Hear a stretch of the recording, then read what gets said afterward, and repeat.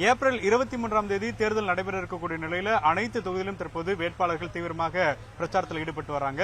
தொடர்ச்சியாக பேசலாம். சார் வணக்கம். டி நகர் தொகுதியை பொறுத்தளவு கடந்த தேர்தலில் ஒரு நெக் டு நெக்ல தான் தேர்தல் அப்படிங்கிறது முடிவுகள் இருந்துச்சு.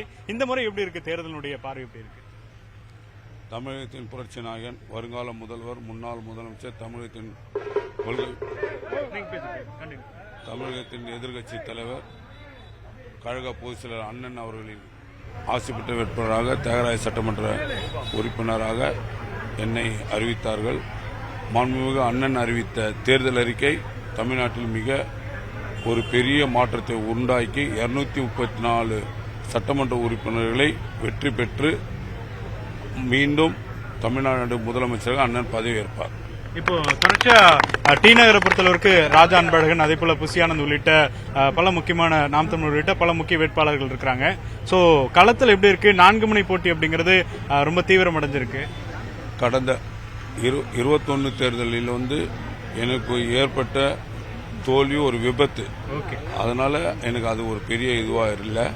அதே மாதிரி 26ஆம் நடந்த சட்டமன்ற தேர்தலில் அதிகமான வாக்கு வித்தியாசத்தை வெற்றி பெறுவேன்.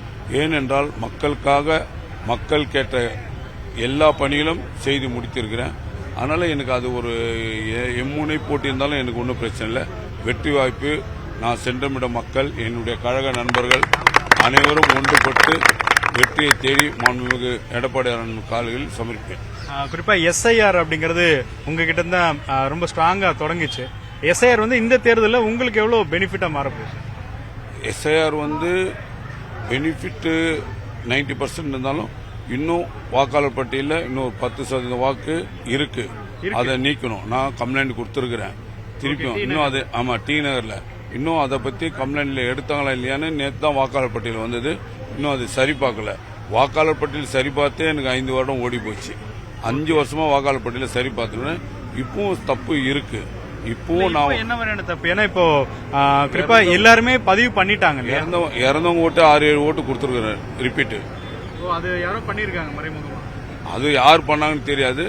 அதனால கம்ப்ளைண்ட் கொடுத்துக்கிறோம். அதை நீக்கினாங்களான்னு எனக்கு தெரியாது. இப்போ அது வாக்காளர் பட்டியல சரி பார்த்தா தான் தெரியும். அது இப்போ தேர்தல் ஆணையத்தில் இது பண்ணிருக்கு தெரியல. இப்போ தேர்தல் வருதுல கேட்டா எனக்கு இது ஒன்று அதுன்னுவாங்க.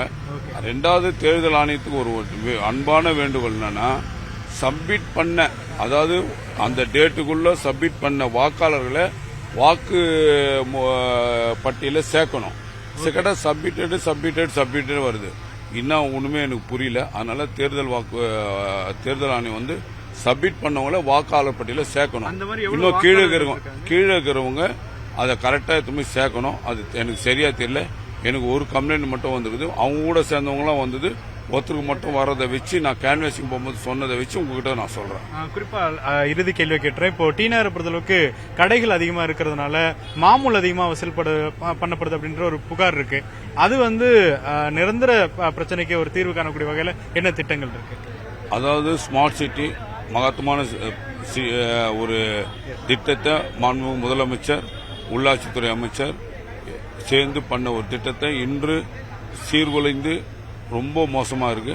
அது மாண்புமிகு அண்ணன் முதலமைச்சர் ஆன ஸ்மார்ட் சிட்டியை நம்ம சீர் செய்து, அதாவது night shops, Friday night, Saturday night road shops மாதிரி நைட் ஷாப்ஸ் மாதிரி வச்சு பண்ணலான்ட்டு திறக்கலான்னு ஒரு ஆசை.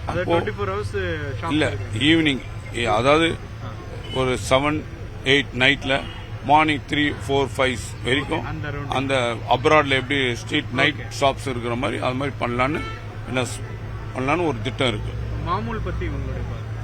மாமூல் பத்தி நம்மளுக்கு அது சரியா எனக்கு தெரியல. ஆனா பிரச்சனை எங்க பார்த்தாலும் நீங்க பாத்தீங்கன்னா jeans road, Jeeva park, Natesan park எல்லா இடத்துலயும் பாத்தீங்கன்னா கடைகள் அதிகமாயிருக்குது.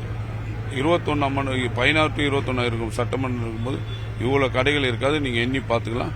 நீங்க அதிகமான கடைகள் ஒரு இல்லீகல் ஆக்டிவிட்டிஸ்ல இருக்கு.